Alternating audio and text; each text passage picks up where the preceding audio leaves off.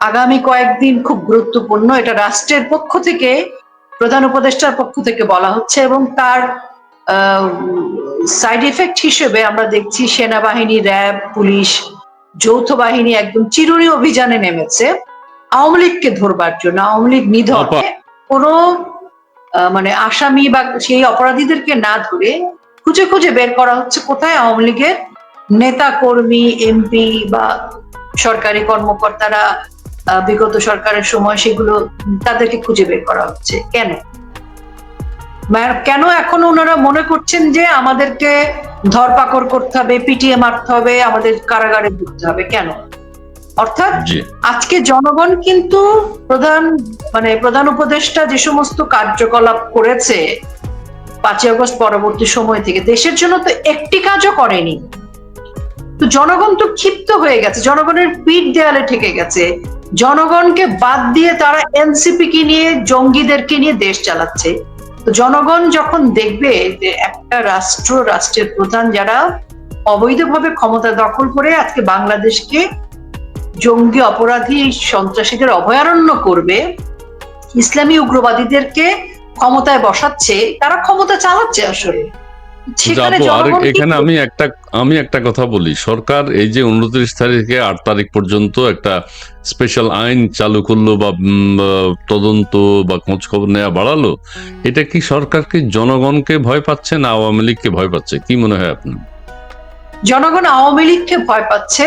আর জনগণ যেহেতু সরকারকে সমর্থন না করে, জনগণ কিন্তু এখন চায় আওয়ামী লীগ রাস্তায় নামুক। জনগণের কাছ থেকে কিন্তু এরকম অভিমানে অনুযোগ আমরা শুনছি যে আওয়ামী লীগ কেন নামছে না, আপা কেন আসছে না। জনগণের কিন্তু আবেগের দাবি চলে এসেছে। তো কাজেই জনগণ আওয়ামী লীগের সাথে, জনগণ ইউনূসকে বর্জন করছে, এনসিপি সমাবেশে যাচ্ছে না। সেই কারণে আওয়ামী লীগ আরো শক্তিশালী হয়ে উঠেছে, আওয়ামী লীগ অবদমনীয় হয়ে উঠেছে। আওয়ামী লীগকে ইউনূস আর নিতে পারছে না, কারণ তার মনে হচ্ছে এই মুহূর্তে আওয়ামী লীগ জনগণকে রাস্তায় নামবে, কাজে সবাইকে আবার জেলবন্দি করো, আবার পিটিয়ে মারো। সেই কারণে এত ভয়, এত সন্ত্রস্ত তারা। এবং সেজন্য এই যে চিরুনি অভিযান, তারাই কিন্তু বলছে সামনের 8 দিন খুব সাংঘাতিক যাবে, কি কি সব কথা বলছে তারা। এবং এই যে আমাদের উপর আবারও একটা আক্রোশ চাপিয়ে দেয়া, মামলার মধ্যে দিয়ে আবার আমরা যাচ্ছি, তাতে কি জনগণ থেমে যাবে? জনগণ কিন্তু আজকে শাহবাগে জনগণরা তো উত্তর দিয়েছে যে আপনি রাস্তা বন্ধ করেছেন কেন, জুলাইতে আপনার কিসের সনদ, বলেন আপনি কি লেখা আছে? উত্তর তো দিতে পারিনি। আজকে পুলিশ অফিসারকে ধমকাচ্ছে যে প্রধান উপদেষ্টার পিএস বলেছে শাহবাগ বন্ধ করে দাও। এটা কি রাষ্ট্র পারে? প্রধান উপদেষ্টা ওদেরকে রাস্তায় নামিয়েছে, এটা প্রমাণিত। তাহলে জনগণ জাহান্নামে যাক, এনসিপি রাস্তা বন্ধ করে এনসিপির যা ইচ্ছা তাই করবে, এবং পুলিশকে ধমকাচ্ছে।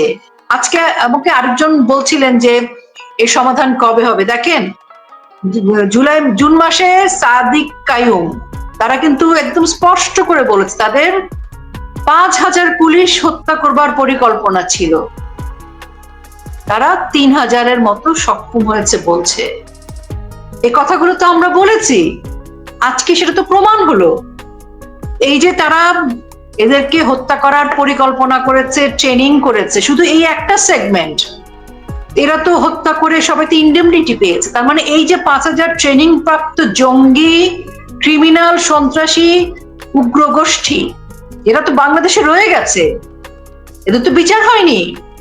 তার মানে আপনার আজকের বাংলাদেশের জনগণের জন্য, বাংলাদেশ পুলিশ প্রশাসনের জন্য কিন্তু 5,000 জঙ্গি ওই জুলাইয়ের আগেই তৈরি হয়ে বসে আছে। এখন তো আরো জঙ্গি তৈরি হয়েছে, জেলখানার জঙ্গিরা বেরিয়ে গেছে, বিদেশ থেকে জঙ্গি এসছে। তার মানে আজকে জনগণের জন্য বাংলাদেশে কি কি এসছে? 5,000 ট্রেনিং প্রাপ্ত জঙ্গি, যেটা তারা স্বীকার করছে, এবং নতুন নতুন অনেক ইসলামী উগ্রপন্থী ঢুকেছে। কারাগারের সমস্ত শীর্ষ সন্ত্রাসীরা ইন্ডেমনিটি পেয়ে বেরিয়ে গেছে, জামিন নিয়ে খালাস পেয়েছে, মামলা মোকদ্দমা বেকসুর করে ফেলেছে, যুদ্ধাপরাধীরা বেরিয়ে গেছে। তাহলে আপনি আপনার জন্য জীবন কতটা নিরাপদ জনগণ নিতে পারছেন, সেটাও ধন্যবাদ। আসলে ওনার এই প্রেস ব্রিফিংটা দেখে আমি তখন ভাবছিলাম যে তাহলে গোপালগঞ্জে যারা মারা গেছেন, আহত হয়েছেন, এবং সে অবর্ণনীয় দৃশ্য আমরা সবাই দেখেছি। এখন আমাদের তো স্মৃতি চলে যাওয়া, এরকম যে একটা ডিজিজ আছে, ডিমেনশিয়াও হয়নি, মেমোরি লসও করিনি আমরা। এই ভিডিওগুলোকে কি বলবো? আর দেখেন, আত্মরক্ষার জন্য সেনাবাহিনীর মতো এরকম একটা সর্বোচ্চ প্রতিষ্ঠান, পুলিশ বাহিনীর মতো একটা প্রতিষ্ঠান, তারা তো সাজোয়া যান নিয়ে গেছেন, এমনি এমনি যান না, একদম সেনাবাহিনী, পুলিশ এবং পরবর্তীতে বিজিবিও গেছে, নৌবাহিনীও গেছে, এত বড় বড় দল, মানে এনসিপির ডাবল গেছে তারা। এত কিছু গিয়েও তাদের আত্মরক্ষা করতে হচ্ছে। আর আত্মরক্ষাটা কি করেছে, কিসের পাল্টা? ওপাশ থেকে কি ঢিল আসছিল? ওপাশে যারা ছিল তাদের হাতে কি ছিল? ধরেই নিচ্ছি তর্কের খাতিরে। না, এখন দুঃখের বিষয় হলো, না ব্রিফিং এ আছে যে আত্মরক্ষা বলতে এনসিপির নেতাদের ভিতরে বলছে এনসিপির নেতাদের আত্মরক্ষার জন্য। তো এনসিপির নেতাদের আত্মরক্ষার জন্য হলে তো এনসিপি উদ্যোগ নেবে, কিছু একটা করবে, সেনাবাহিনী কেন জড়ানো? আমি সেখানেই আসছি, এটাই তো দুঃখজনক। এখন আত্মরক্ষাটা আপনি কার সাথে করছেন? গোপালগঞ্জের মানুষ, তাদের কথা অনুযায়ী বুঝলাম গোপালগঞ্জের মানুষ তাদের সবাইকে আক্রমণ করেছে। কি নিয়ে আক্রমণ করেছে? আমরা কি দেখলাম ছবিতে? আমরা কারো কারো হাতে লাঠি দেখেছি বা ঢিল ছুঁড়েছে।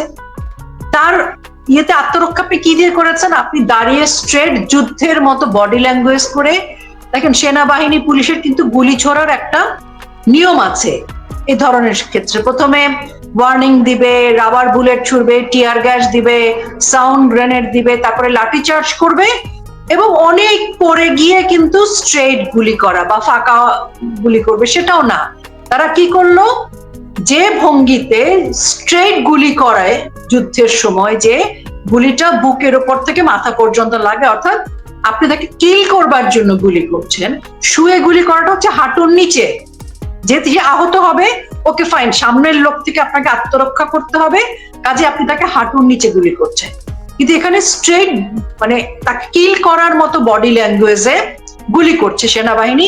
এবং পুলিশকেও আমরা দেখলাম যে বিধ্বংসী ভাবে তাদের যে বডি ল্যাঙ্গুয়েজ, তারা যেভাবে গুলি করছিল, জনগণের সাথে তারা মারামারি করছে। আর কি, আর এনসিপি নেতারা কোথায়? এনসিপি নেতাকে তারা প্রোটেকশন দিচ্ছে। এনসিপি নেতা কোথায়? এনসিপি নেতারা হচ্ছে এসপি অফিসে। এখন কথা হচ্ছে, সেনাবাহিনী, পুলিশ, এরা কি বাংলাদেশ সেনাবাহিনী, বাংলাদেশ পুলিশ, নাকি এনসিপি সেনাবাহিনী, এনসিপি পুলিশ, এনসিপি নৌবাহিনী, এনসিপি বিজিবি? তাহলে এনসিপি কি ওদের, এনসিপির তাদের বেতন দেয়? এনসিপির আন্ডারে তারা শপথ নিয়েছে, না বাংলাদেশের আন্ডারে তারা শপথ নিয়েছে? এনসিপি তো একটা অনিবন্ধিত রাজনৈতিক দল, ওদের তো কোনো আইডেন্টিটি নাই। এখনো জঙ্গি, সন্ত্রাসী, টোকায়। দুদিন আগে চপ্পল পড়ছে, এখন কোটি কোটি টাকার গাড়ি হাঁকাচ্ছে। দুর্নীতিবাজ, চাঁদাবাজ, মব সন্ত্রাসী তারা। এই গুটিকতক ছেলে মেয়ের জন্য বাংলাদেশ সেনাবাহিনী সাজোয়া যান নিয়ে গেল, এবং তারা একদম স্ট্রেট গুলি করছে, কিল করছে। কাকে করছে? যারা মারা গেল তারা কারা, তাদের স্ট্যাটাসটা কি? একজন অতি সাধারণ নিরীহ একজন দোকানদার, একজন ভ্যান চালক, রিক্সা চালক, ওরা কি জঙ্গি? ওরা কি AK-47 নিয়ে আসছে? যে মাইক্রোবাসে বলছিল ফোনে যে AK-47 রেডি কর, আর গুলি করতেছিস না কেন বলে মুখ খারাপ করছে। এই যে কথাটা সেনাবাহিনী বলল, সেনাবাহিনীর প্রতি জাতির যে একটুখানিও যে শ্রদ্ধা, ভক্তি, ভালোবাসা, মুক্তিযুদ্ধের ইতিহাস, সেনাবাহিনীর যে একটা দীর্ঘ সময়ের যে আমাদের কাছে তাদের যে শ্রদ্ধার জায়গা, কি বলে, ইতিহাস, সেগুলো একদম শেষ করে দিল। যে আত্মরক্ষার্থে সেনাবাহিনী বুটের নিচে পিষে মেরেছে, মানে পায়ের নিচে। একটা মানুষকে তো অ্যারেস্ট করলেন আপনি, তাহলে বুট দিয়ে মারতে হবে কেন? ওটা কি আত্মরক্ষায়? একজন মানুষকে তো 15 জন মিলে ধরেছে টেনে হিচড়ে। ওই টেনে হিচড়ে ধরা ছেলেটার শারীরিক গঠন আর সেনাবাহিনী, পুলিশের শারীরিক গঠনটাকে আপনি তুলনামূলক ভাবে দেখেন। বুট দিয়ে মারলো, অ্যারেস্ট করে নেওয়ার 5 মিনিটের মাথা ওকে গুলি করলো কে? আপনি একটা ছেলেকে অ্যারেস্ট করলেন, তারপর সে আপনাকে আত্মরক্ষায় কি দিয়ে গুলি করলো? আপনি তাকে গুলি করলেন। আপনি তো একটা ছেলেকে যখন অ্যারেস্ট করেছেন, আমরা দেখছি তার হাত খালি, চিকন চাকন শুকনা একটা পিচ্চি ছেলে, তার হাতে কিছু নাই। 5 মিনিট পরে সে কি আপনাকে আক্রমণ করেছিল? আপনি তাকে গুলি করলেন কেন? তাকে আপনি থানায় নিয়ে যেতেন, তাকে আপনি আদালতে নিয়ে যেতেন, বিচারের আওতায় আনতেন।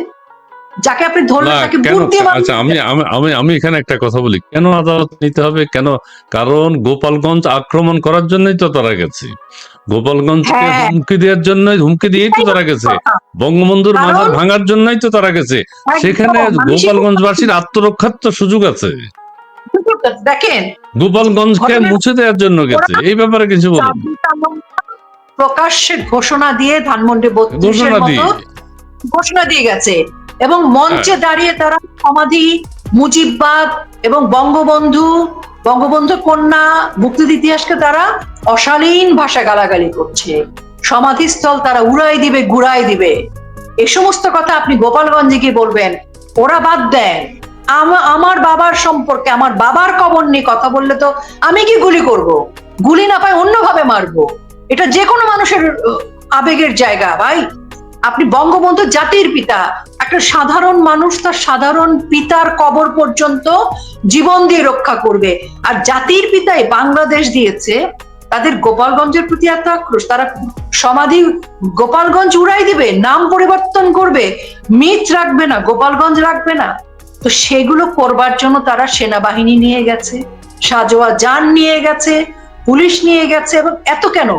একটা এনসিপি এই প্রটোকল কোন আইনে পায়? রাষ্ট্রের এই প্রটোকল শুধুমাত্র প্রধানমন্ত্রী এবং মহামান্য রাষ্ট্রপতি পেতে পারে, তাও এই পরিমাণ, মানে কখনোই প্রটোকল আমরা প্রধানমন্ত্রী এবং মহামান্য রাষ্ট্রপতিকে আমরা আজ পর্যন্ত দেখিনি। তাহলে এনসিপির এই টোকাইদেরকে কেন দিবেন ইউনূস? ইউনূসকে ক্ষমতা কে দিয়েছে? না অর্থাৎ দেবে তো সাধারণ, দেবে তো স্বাভাবিক, তারা একসাথেই তো আন্দোলন করেছে তারা। আজকে সেনাবাহিনী যাই করুক না কেন, এই ইতিহাস সেনাবাহিনী কোনোদিন মুছে ফেলতে পারবে না, কোনোদিনও না। এবং বাংলার মায়েরা তাদের সন্তানকে হয়তো আর্মি অফিসার করার স্বপ্ন আর দেখবে না। জি আপু, আমি এখানে একটু যুক্ত করি, সেটা হচ্ছে আমাকে একজন বলছে যে আচ্ছা ঠিক আছে, একজন আপনার ধরুন আপনার বাড়ি আক্রমণ করতে গেল একজন ঘোষণা দিয়ে, ঠিক আছে, ঘোষণা দিল যে রোকেয়া প্রাচীর বাড়ি ধূলিসাৎ করে দেব, আমরা আসছি, সেখানে রোকেয়া প্রাচীর যে ঘরের যে জায়গা আছে সেটা আশেপাশে যারা আছে তাদেরকে ভাগ করে দেব, ধ্বংস করে দেব। আপনি তখন কি করবেন? আপনি তখন আত্মরক্ষার্থে আপনার যা কিছু করার আপনি তাই করবেন। গোপালগঞ্জবাসী সেটাই করেছে। গোপালগঞ্জে যাওয়ার আগে তারা হুমকি দিয়ে গেছে, তারা ধ্বংস করার জন্য গেছে। সেনাবাহিনী, লোকজন বলছে যে সেনাবাহিনী তখন কোনো ভূমিকা পালন করেনি কেন? এখন হাস্যকর একটা প্রেস কনফারেন্স তারা করেছে। হ্যাঁ, আচ্ছা, গোপালগঞ্জবাসী আত্মরক্ষার জন্য ঘুরে দাঁড়িয়েছে, গোপালগঞ্জবাসীর পাশে থাকা উচিত ছিল সেনাবাহিনীকে, কিন্তু সেনাবাহিনী সেটা করে নাই। সেনাবাহিনী তো অপরাধী, কারণ সমাধিস্থল এবং গোপালগঞ্জে ওরা আক্রমণ করবে, ভাঙবে, গুড়িয়ে দিবে, এই হুমকি প্রকাশ্যে দিয়েছে। প্রকাশ্য হুমকি দেওয়াটাই একটা আইনগতভাবে অপরাধ বাংলাদেশের আইন অনুযায়ী, সংবিধান অনুযায়ী। সেই প্রকাশ্যে ঘোষণা দেয়া জঙ্গি, সন্ত্রাসী, ক্রিমিনালদেরকে সরকারি প্রটোকল দিয়ে সেনাবাহিনী, পুলিশ, বিজিবি যারা যারা গেছে আইনের আওতায় প্রত্যেকে অপরাধী। এই নির্দেশ যে সেনাবাহিনী যারা যারা দিয়েছে, আমার উপরে হয়তো এই কথা বলার জন্য খেপবে, কিন্তু আইন অনুযায়ী আইন কি বলে ভাই? অবশ্যই আপনি একটা ক্রিমিনাল যদি ঘোষণা দেয় যে আমার বাড়িতে ভাঙতে আসবে, এবং সেই পুলিশ, সেনাবাহিনী যদি সেই ক্রিমিনালকে আমার বাড়ি ভাঙতে আসার জন্য নিরাপত্তা দেয়, সরঞ্জাম দিয়ে সহযোগিতা করে আমার বাড়ির সামনে এনে দাঁড় করায়, তাহলে সেই আসামি আমার বাড়ি ভাঙবার জন্য যতখানি আইনগতভাবে অপরাধী, তার সাথে যারা এসেছে, তাকে যারা প্রোটেকশন দিয়েছে, সহযোগিতা করেছে, প্রত্যেকেই অপরাধী, এবং ইউনূস সহ, স্বরাষ্ট্র উপদেষ্টা সহ, কারণ তারা তাকে রাষ্ট্রীয়ভাবে এই নির্দেশগুলো দিয়েছে। সেনাবাহিনী প্রতিরক্ষা উপদেষ্টার দায়িত্বে চলে, সে সরাসরি ইউনূসের নির্দেশ পালন করেছে। কাজে ইউনূস থেকে শুরু করে সার্জিস, টোকাই পর্যন্ত এই জঙ্গিরা সহ প্রত্যেকে দায়ী। ভিডিও দেখে দেখে কোনো একদিন আসবে, প্রত্যেকের বিচার হবে। ওই যেটা একজন প্রশ্ন করেছে এবং আপনিও বলেছিলেন যে সেনাবাহিনী একজনকে জিজ্ঞাসাবাদ চলছে। এর আগে আপনি কি দেখেন, আপনি শুরু থেকেই ইউনূস কিন্তু চেয়েছে যে গৃহযুদ্ধ লাগুক, সেটার পায়তারা তো ছিল ধানমন্ডি 32 বুলডোজার দেয়া, গোপালগঞ্জে হামলা, এগুলো যখন সাকসেসফুল হয়নি, তারপর এখন কিন্তু জনগণ বলছে যে মাইলস্টোনের হামলাটার মধ্যেও একটা ঘাপলা আছে। যাই হোক, এটা ঘাপলা না দুর্ঘটনা সেটা নিয়ে আমি বিতর্কে যাব না, কিন্তু সেরকম একটা ক্রাইসিস মোমেন্টে যখন আমাদের ফুলের মতো বাচ্চারা বিমান বিধ্বস্তের কারণে নির্মম ভাবে আহত নিহত হলো, সেই সময়ে একটা বৈঠক হয়েছে, জুসের ক্লাস তো মনেই আছে আপনার। সেই বৈঠকের উদ্দেশ্য কিন্তু এমন ছিল না যে এই বাচ্চারা মারা গেল ক্রাইসিস মোমেন্টে, এটাকে আমরা কিভাবে সমাধান করি, সেটা ছিল না। ছিল হচ্ছে প্রেস ব্রিফিং এ কিন্তু একজন উপদেষ্টা বললেন যে ফ্যাসিস্ট সরকারের বিরুদ্ধে তারা যে কোনো ফ্যাসিস্ট সরকারকে প্রতিহত করবার জন্য তারা একজোট মতামত পেয়েছেন, একসাথে তারা বৈঠক করেছেন, বড় দল ছোট দল দুই ভাগে। অর্থাৎ আওয়ামী লীগকে ঠেকাতে পারছে না, কারণ গোপালগঞ্জে এনসিপি যে উদ্দেশ্য নিয়ে গিয়েছিল এবং পরবর্তী পর্যায়ে গোপালগঞ্জের পাশাপাশি অন্যান্য যে জেলাগুলো, গোপালগঞ্জ থেকে তো ট্যাঙ্কের ভিতর খুব হাস্যকর ভাবে পালিয়ে আসতে হলো। তো তারপরে যত জায়গায় তারা গেছে সেখানে কোনো জনগণ তাদের সাথে ছিল না, গোপালগঞ্জেও কেউ ছিল না। এডিসি এনডিসি তারা আশ্রয়ণ প্রকল্পের লোকজনকে জোর করে এনে সে চেয়ার ভরিয়েছে। তো অন্যান্য জেলাও তারা সফল হয়নি এই পরিমাণ রাষ্ট্রের আইন শৃঙ্খলা রক্ষাকারী বাহিনীকে চাকরের মতো ব্যবহার করেও, সরি আমি চাকর বলতে বাধ্য হলাম কারণ সেরকমই ব্যবহার করেছে। তো যেহেতু হয়নি, তার মানে আওয়ামী লীগ সব জায়গায় সংগঠিত হতে পেরেছে। আওয়ামী লীগের চেতনা, আওয়ামী লীগের যে উজ্জীবিত হওয়ার যে শক্তি, ইউনূস কিন্তু ভয় পেয়েছে, মাইলস্টোন দিয়ে সেটা ঢাকতে চেষ্টা করেছে, ঢাকেনি। তো তার ফলে তারা বৈঠক করে একজোট হয়েছে যে আসেন আমরা ষড়যন্ত্রকারীরা আবার একজোট হয়ে যাই, আওয়ামী লীগকে ঠেকাতে হবে। তো ঠেকাতে হবে যেহেতু এই প্ল্যান, তারপরে দেখেন এই যে 10 দিনের একটা সাঁড়াশি অভিযান, এই সাঁড়াশি অভিযানের সাথে এক ধরনের একটা গুজব তো ছড়াতেই হবে যে আওয়ামী লীগ এই করবে সেই করবে, আওয়ামী লীগ এই হামলা করবে। ভাই 12 মাসে হামলা মামলা যা যা হওয়ার, সমস্ত জঙ্গিদেরকে তো আপনার কারাগার থেকে বের করলেন।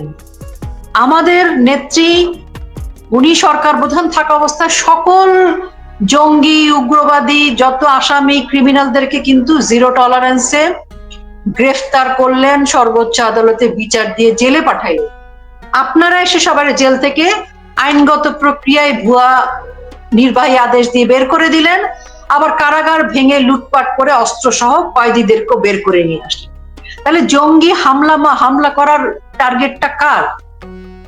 আমরা আসামি ধরে নেত্রী আমাদের বঙ্গবন্ধু কন্যা যার বিচার করে জেলে ভরলো, এই সরকার ইউনূস এসে সবাইকে মুক্ত করে খালাস করে জামিন করে মামলা বেকসুর খালাস করে দিচ্ছে।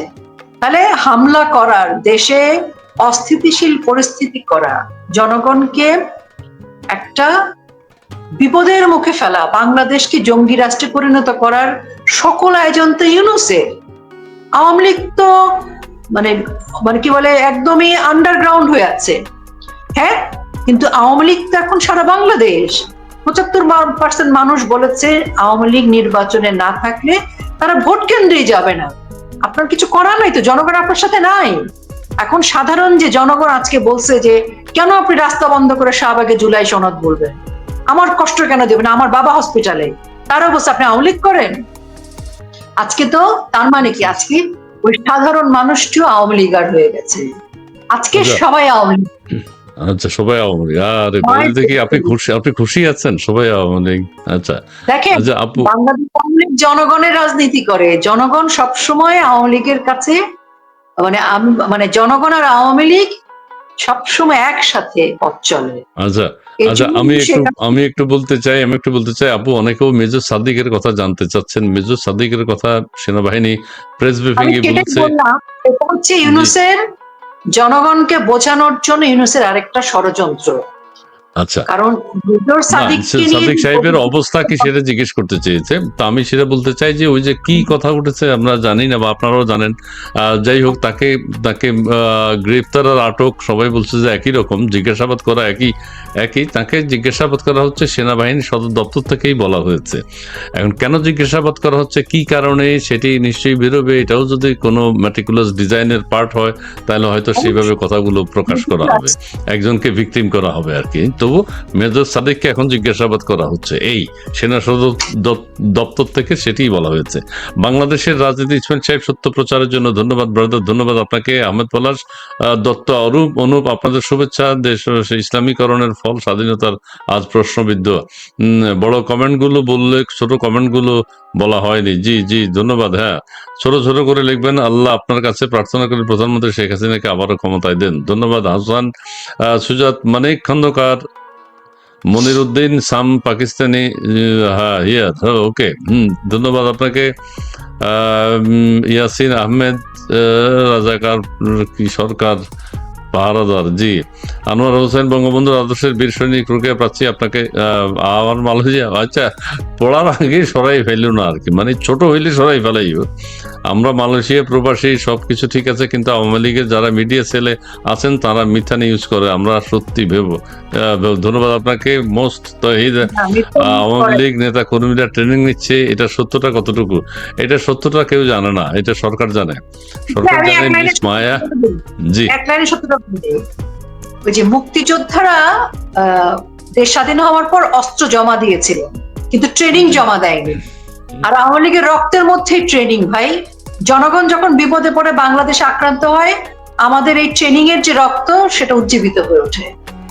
জি জি ধন্যবাদ। ইরশাদ খান, খন্দকার ইসমাইল ভাই, বাংলাদেশ না বাইরে, আচ্ছা আচ্ছা, আমাদের টিভি, ধন্যবাদ আপনাকে। আছি এক জায়গায়। সুজাত মানিক খন্দকার, কেমন আছেন? খন্দকার ইসমাইল ভাই, ধন্যবাদ আপনাকে। মাহমুদুল খান, অবাক, সেনা সদস্য মিথ্যাচার করে, হ্যাঁ অবাক হওয়ার কথাই এটা। মনিরুল ইসলাম লিটন, সারা বাংলাদেশে নাপা পার্টির প্রোগ্রাম শেষ, এখন ইউনুসতে এবার চৌকিদার কথা বলবেই। আচ্ছা, নুরুল আফসার রনি, শোকাবহ আগস্ট, বিনম্র শ্রদ্ধা, শোক শক্তি এবং শোক মুক্তি, জয় বাংলা, জয় বঙ্গবন্ধু। জি। সাইদ কাদের, তিনি লিখেন, নাস্তিক রোকেয়া জায়গা বাংলাদেশে হবে না, ইন্ডিয়া কত টাকা পাচার করেছে। আচ্ছা, কত টাকা পাচার করেছেন এটা একটু হিসাব দেবেন আপনি, ইন্ডিয়া কত টাকা গেছে। মিস মায়া, বাংলাদেশ থেকে আওয়ামী লীগকে ফিরতেই হবে, বাংলাদেশ রক্ষা করতে, রিপিট করতেই হবে। হ্যাঁ, আই রিপিট ইট। ওরে বাবারে, মোহাম্মদ সেলিম উদ্দিন, যারা আজকে শাহনাজ হাসান, আল্লাহ, আচ্ছা আমাকে আমি একটু অর্থের কথাটা বলি। আমি যে এত টাকার মালিক এটা আমি জানতাম না, বুঝছেন? আমি যে এত ক্ষমতাধর এটা আমি বুঝি নাই। আমি যে ভারতের রয়ের এজেন্ট, মানে গোয়েন্দার তৎপরতার উপর আমার যে অভিজ্ঞতা আছে এটা আমি জানতাম না, এবং আমার ব্যাংক ব্যালেন্স সম্পর্কে আমার কোনো ধারণা ছিল না। কিন্তু আল্লাহর কাছে আমি দোয়া করেছি, যেহেতু জনগণ বলছে আমি বহু টাকার মালিক, আল্লাহ তুমি সেই টাকাগুলোর সন্ধান আমাকে একটু দয়া করে দিয়ে দাও। আমি ঘর ভাড়া দিতে পারছি না, অন্তত এই টাকাগুলো আমার দরকার। কিন্তু আপনি সেরকম কোন অর্থবিত্তের মালিক হয়েছেন কিনা? শোনেন, দুটো প্রসঙ্গ বলবো। আগে একজন বলছে তো আপনার কাছে অনেক টাকা আছে। জি, একজন দর্শক আমাকে ইনবক্স করেছে, এটা একটুখানি ক্লিয়ার করি। সেটা হচ্ছে কি, যে সাদিক কায়ুমরা হচ্ছে ওই যে বৈষম্য বিরোধী ছাত্র আন্দোলনের একজন, তারা ৫,০০০, তারা কিন্তু জঙ্গি সাদিক কায়ুম, যারা ৫,০০০ পুলিশকে হত্যার জন্য ট্রেনিং করেছিল। আর সেনাবাহিনীর পক্ষ থেকে আরেকটি যে বিবৃতি, মানে যেটা আওয়ামী লীগকে ঘিরে দেওয়া হয়েছে, সে ব্যক্তি কিন্তু আলাদা, এই ব্যক্তি কিন্তু আলাদা। মানে একজন দর্শক, আমি জানি না, বোধহয় একটু কনফিউজড হয়ে গেছেন, আমাকে ইনবক্সে জানিয়েছিলেন, তো সেটা ক্লিয়ার করলাম। এই আর ওই যে আপনি যেটা বলেন আমাদের টাকা পয়সা, আপনার টাকা পয়সার হিসাবটা একটু দিয়ে দেন। কিছু গসিপ আছে যেটা কোনো ভিত্তি নাই, মানে বায়বীয় ভাবে আপনাকে মাপতে পারবেন না। যেমন ধরেন, আমি আপনাকে পছন্দ করি না, আমি বলবো ওনার চরিত্রের সমস্যা আছে, আর চরিত্রের তো কোনো মিটার নাই, জ্বর মাপার মতো তো যা এটা বলে দেওয়া যাবে। আপনি ওনার অনেক টাকা আছে, টাকা তো আপনি দেখাতে পারবেন না। সো এই দুটো জিনিস, আর রয়ের এজেন্ট, আস্তিক নাস্তিক, এই কথাগুলো আপনি কাউকে মনে করেন মারতে চান, কিন্তু আপনার মারার ক্ষমতা নেই। আপনি কাউকে জেলে দিতে চান, আপনার জেলে দেওয়ার ক্ষমতা নেই। আপনি সাহসও নাই যে মাথায় একটা বাড়ি দেয়, তাহলে আপনি কি করবেন? আপনি বলবেন কি, আচ্ছা উনি মনে হয় রয়ের এজেন্ট, আচ্ছা ওনার মনে হয় কোটি কোটি, আচ্ছা ওনার মনে হয় চরিত্রের সমস্যা আছে, আচ্ছা উনি মনে হয় নাস্তিক। মানে এরকম কিছু কথা যেটার ভিত্তির দরকার হয় না। এটা তো সবচেয়ে সহজ, একটা মেয়েকে ঘায়েল করার জন্য চরিত্রের সমস্যা, নাস্তিক, তার অনেক টাকা, রয়ের এজেন্ট, এবং এখন তো দেখি মেয়ে বলে কথা না, পুরুষদেরও একই কথা বলা যায়। এই চারটা বিষয় যে কোনো দুর্বল কাপুরুষ বিকলাঙ্গ মানুষ, মানে বিকলাঙ্গ বলছে মানসিক বিকলাঙ্গ, অন্যভাবে নেবেন না কেউ, এই ধরনের মানুষ কাউকে আঘাত করবার জন্য এই কথাগুলো সহজেই ছড়িয়ে দেয় আর কি, আকাশে বাতাসে। মানে জামাত ইসলামেরটা তো আলাদা করার কোনো মানে নেই। 30 লাখ শহীদের রক্তের এই বাংলার মাটিতে দাঁড়ায় থেকে মিথ্যা কথা বলা, মুক্তিযোদ্ধাদের সাথে অন্যায় করা এত সোজা না তো। মানে আপনি যেভাবে বললেন তার সাথে তো চাপ হয়তো মাথা ঘুরে পড়বে না কেন? না, আবার কেউ বলছে যে আমি আজরাইলের কথা বলছি, কেউ আবার বলছে যে 54 বছর পরে উনি সোহরাওয়ার্দী উদ্যানে গেছেন, ওখানে যে 7ই মার্চের ভাষণ, 71-এ সারেন্ডার, 16 ডিসেম্বর, এগুলো ওনার মনে পড়ে গেছে। মনে কই আসলাম, কোথায় আসলাম, কি কইতেছি এখন, হ্যাঁ, এই মাথা ঘুরে পড়ে গেছেন, তিনি নিতে পারেন নাই। আচ্ছা, যাই হোক, আমরা তার সুস্থতা কামনা করি। এখন নাকি হার্টে ব্লক ধরা পড়েছে, এটা সুস্থ হোক, তিনি তার সুচিকিৎসার ব্যবস্থা করা হোক। দেশে হলে ভালো, দেশের বাইরে হলে আরো ভালো। আচ্ছা আপু, এবার ক্লোজিং একটু কিছু বলেন, আর কিছু বলবার আছে কিনা? দর্শক মন্ডলী, আপনাদেরকে অনেক ধন্যবাদ জানাচ্ছি, অনেক কথা বলেছেন, ভালো মন্দ মিলিয়ে আমি মন্দগুলো পড়ে ফেলাইছি, দিয়ে একটা দেখিয়েও ফেলছি, কোনো অসুবিধা নেই। মুন্না আবার ওগুলা বাঁচা প্রচার করে, সেই জন্য আমি, যাই হোক, মনে হয় যে একটু সময় নেয়, ঠিক আছে। আমরা সুস্থ মানসিকতার আমাদের বিকাশ ঘটুক, সেটি আমরা চাই। ভালো মন্দ কিন্তু বাংলা ভাষা দিয়ে কমেন্টস করবেন, বইতে যাতে থাকে, ডিকশনারিতে যেসব বই আছে বাংলা ডিকশনারিতে, সেগুলো দিয়ে লিখবেন, তাহলে হইলো কি আমরা অর্থটা বুঝবো। অনেক সময় উচ্চারণ করতে পারি না, তো সেটা কি পড়া যাবে? সেটা কি আপনার মেয়ে শুনলে ভালো লাগবে না, আপনার ছেলে শুনলেও ভালো লাগবে না যে আমার বাবা, আমার বোন বা আমার মা এই ধরনের কমেন্টস করছে? তারা কি ভালোভাবে নেবে না। তাদেরকে ভালো কিছু শিখান, আমরাও ভালো কিছু শিখি, দেশবাসী ভালো কিছু শিখুক, সেটাই হোক। ওনাদের নিজস্ব কোনো ভাবনা নাই। দেখেন, আমরা 5 আগস্টের আগে এবং পরবর্তী দেখলাম যে একটা ভারত বিদ্বেষ, কিছু মানুষ মাঝখান থেকে ভারত বিদ্বেষের গুজব ছড়ালো, আর কিছু টোকাই সেটাকে নিয়ে একটা ভারত বিদ্বেষ ইস্যু তৈরি করলো। তো পলিসিগত ভাবে তো দেখে আমও পাঠায়, ইলিশ মাছও পাঠায়, খাতির করার জন্য 2 পা দিয়ে রাখছে ভারতে। 14 বার নরেন্দ্র মোদীজিকে যোগাযোগ করার চেষ্টা করে খাতির করার জন্য, কিন্তু টোকাইরা তো বুঝতে পারে না যে ইনুস সব জায়গায় খাতির করে। প্রয়োজন হলে পাকিস্তানের যে বিমানটা এখন এয়ারপোর্টে অপেক্ষা করছে, আচ্ছা, বিমানের কাহিনীটা কি একটু বলেন তো। 3 দিন ধরে পাকিস্তানের একটা বিমান আছে, সেই বিমান সম্পর্কে কারো ছবি তোলা, কথা বলা নিষেধ। তো প্রয়োজন হলে চলে যাবে। পাকিস্তানে অনারেবল ভিসাও চুক্তি হয়ে গেছে। এখন বঙ্গোপসাগর একদিকে, ইন্ডিয়ান বর্ডার, আর ঢাকা এয়ারপোর্ট, আপনি যাবেন কোন দিক দিয়ে? যাইতে হলে তো আপনাকে এয়ারপোর্ট দিয়ে যাইতে হবে, যা কোন বিমান আপনাকে নিবে? পাকিস্তানি তো সবচেয়ে খাতিরের জায়গা। বিমান আসার উদ্দেশ্য কি? পাকিস্তানি বিমান আসার উদ্দেশ্য কি? ওই যে ওনাদের জন্য আগামী 8-10 দিন খুব ক্রুশিয়াল, ওনারা সব রকম ব্যবস্থা করে রেখেছেন, আগে অনারেবল চুক্তি করে রেখেছেন। পাকিস্তান তো ওনাদের সাথী, তো সাথীদের সাথে সবকিছু অ্যারেঞ্জমেন্ট করা, ব্যাকআপ হিসেবে একটা প্লেনও আছে। আর এনসিপি ধরেন জুলাই সনদ কি সব বলার চেষ্টা করছে। এখন সবচেয়ে বড় কথা কি, এই কয়েকটা মানে আগাছা পরগাছা, যাদের কোনো অবস্থান নাই, কেরানি হওয়ার যোগ্যতা নাই, তারা আমাদের মাথার উপরে ছড়িয়ে ঘোরাচ্ছে। যে মানুষগুলো এখন উপদেষ্টা হয়েছে অবৈধ অসাংবিধানিক সরকারের, তারা ব্যক্তি জীবনে কি কর্মজীবনে কি, সেটা তো মানে কুৎসিত কদাকার। এই মানুষগুলো এই বয়সে এসে লোভের ঊর্ধ্বে উঠতে পারে না, জনগণের জন্য ভাবতে পারে না যে বাবা মরার কাছাকাছি বয়স হয়েছে, সব লোভ বাদ দিয়ে একটুখানি জনগণের কথা ভাবছে, সেটা তো পারছে না। আরে আসার সাথে সাথে ইউনিভার্সিটি নিচ্ছে, ঋণ মওকুফ করতেছে, ব্যবসা নিচ্ছে, সে তো সব নিজের জন্যই করছে। হাজার হাজার কোটি টাকা কামায় নিল। আপু, আমরা একেবারে শেষ মুহূর্তে আপনাকে একটু আমি থামিয়ে বলি, আমাদের যে রিয়াদ অনেক টাকা পয়সা ইনকাম করার চেষ্টা করছে, ছেলেটা প্রমিজিং, তাকে বাড়তে দেওয়া হয়নি, তার উন্নতির জন্য আত্মকর্মসংস্থানের সে ব্যবস্থা করেছে, কোটি কোটি টাকা সে চাঁদা হিসেবে নিয়েছে, এটা ভালো। এবং তার বস যারা তাদেরকে আরো বেশি টাকা দিয়েছে, এটাও ভালো।